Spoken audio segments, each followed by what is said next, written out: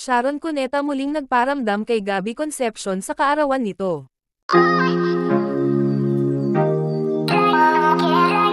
Extra special ang selebrasyon ng ika-60 kaarawan ng aktor na si Gabby Concepcion.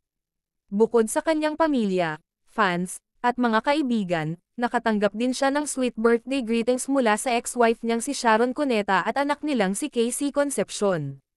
Noong November 5, 2024, ipinagdiwang ni Gabby ang kanyang 60th birthday. Sa Instagram post ni Sharon noong November 6, binati niya ang dating asawa sa pamamagitan ng pag-upload ng video clip nila ni Gabby habang sila ay nasa Toronto, Canada, para sa kanilang Dear Heart concert. Sa video, mapapanood na sorpresang kinantahan ni Sharon si Gabby ng Happy Birthday, habang hawak-hawak ang birthday cake nito. Makikita pa ang pagbibisohan at pagyayakapan ng dalawa na nagpakilig at nagpatili sa kanilang fans. Happy birthday, for Dear Heart, our movie, and everything good that followed after, mensahe ni Sharon kay Gabby. Tugon naman sa kanya ni Gabby, thank you for the cake.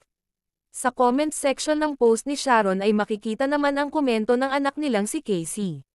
Sabi nito, "Oh, happiest birthday, Papa." Ngayong Huwebes, November 7, nang mag-post si Casey ng video clip kung saan makikita ang ilang bonding moments nila ni Gabby.